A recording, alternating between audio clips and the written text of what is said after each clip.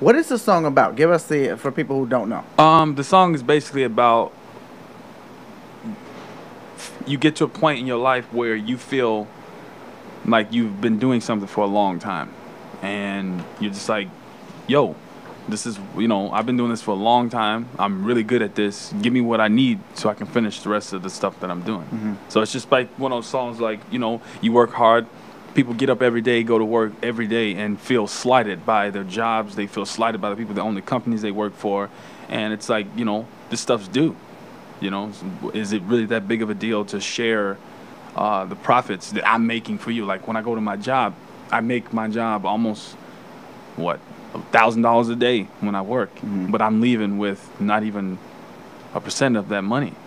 You know what I mean? So it's like, it's kind of one of those things. Yeah, but you realize that most people are not even looking that deeply into it. That's the reason why most people can stay content where they're at, because they're not confronted with that reality at all. Right. So as an artist, does it make you is it, after looking at that concept, writing about that concept, performing that concept, does it make it that damn harder to go back and participate in that concept? Yeah. Yeah, all the time, all the time. And the one thing that makes things kind of hard is the fact that I am where I am in my career, and I'm still working and doing things I don't necessarily want to do. But at the same time, it's humbling because it keeps me level-headed. So that when the time comes that when I get to go to the next level and I do get all the things that I've wanted, I'm not all crazy, throwing money at the camera and all kind of stuff. I'll stick to my artistry and what it is that I've worked on and built this entire 11, almost 12-year process. Do you see or think that there is an inherent danger to jumping directly into success without actually working your way up to it and seeing these things happen? Yeah, because I think you can lose yourself. I'm 28 years old now. Okay, I am very, very happy that I never become famous at a young age, because I would have been ridiculous, because I'm a ridiculous person. So let's say I would have, when I was in my first band and somebody would have came along with a bunch of money, like, oh yeah, Ralph Lauren, blah, blah, we want to give you all this money for all this stuff. I mean, I might have taken it, I don't know. But if I would have, all that money, you start getting clouded, you start getting people around you that don't have your best interest at heart, and you start doing things that aren't really in your natural nature. It's not natural for me to be a boastful braggart type person. It's natural for me to be competitive and for me to strive to be the best. So, yeah, I think I would have been nuts. But to each his own. There's some people who can jump into success and all that stuff, and they are level-headed as I don't know what. Yeah, but that's not the norm, I don't think. I think that most of the people that jump directly into it and achieve this overwhelming success, they tend to lose it as quickly as they get it. And I guess that's one thing that we can study on our way through our past to look at exactly why. I don't know for sure because I haven't experienced this myself, but I think that part of the reason is because you don't appreciate what you have, and therefore you don't know how to hold on to what you don't appreciate. That's theoretical. Sometimes, the majority of the time, that does apply.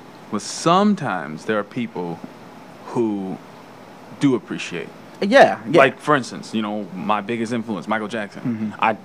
He has had so much with his life.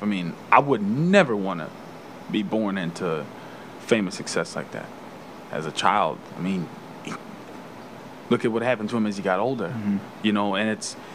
but I still think that he still held true to his true nature. He still held true to that childhood part of him. That's why he was such a kid, but that's crazy. Be running around, you can't go anywhere or do anything because people are just you can't actually evolve to the next stage of your development because it's kind of cut off from you. Well, yeah, and then people are chasing you around. They're crying. They're urinating on themselves, and that's weird. I have a hard time when people ask this for me to sign autographs sometimes. I'm like, why? I get it. I'm the guy singing, making the music and stuff, but it's just like I'm just another human being. If you shoot me, I'm done. You're done. When you're up there and you're on a stage and you're in a place where the audience doesn't necessarily know who you are, how do you go and grab an audience and get them? I love it the best. Really? I love that the best because I am unknown. And so this part of my career is the best part because I'm striving to get people to pay attention. The Sir Darryl Radio Experience. Welcome back, people, to the most listened to radio program around, Sir Darryl Radio Experience. Hey, if you missed any of today's show, any of it at all, right as soon as the show ends, if you're listening to us live on the All Digital Radio Network, it will replay. So don't go anyplace. We're here with Starchild. Welcome back, sir. Hello. How are you again? I'm good. Good. I just basically just asked how you were doing. I didn't really care. I was just checking your audio level again so that I could. But as a true professional, you see, it was just me making up a reason to have you speak. That song, is there somebody out there, a particular girl that knows that was dedicated to her? What? That song that just went off. Addicted? Yes. Yeah. And like, does she walk around with a certain arrogance about herself based off of this song? Yeah, of course. It's an amazing thing. Mm-hmm. All right, sir. Well, what's next for you now? You're done with that. We talked about the video, and we're actually going to play the song as we leave out. Okay. That the video was dedicated to. But before you got all kind of stuff going on. You keep yourself working, first of all, which is very impressive, especially right now. You keep yourself working, in my opinion, more than I've seen many high-level managers keep their artists working. Is there a secret, or is it just the drive? It's just the drive. I have an insane imagination. And when I have thoughts come in my head, I can't rest until it's out of my head.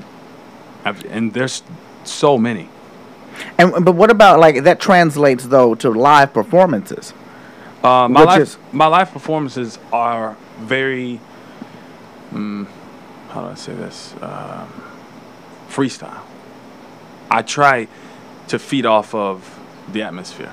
I don't have no props, nothing. Just me and the microphone and the music. That's it. So do you rehearse? Yeah, it's a weird rehearsal though.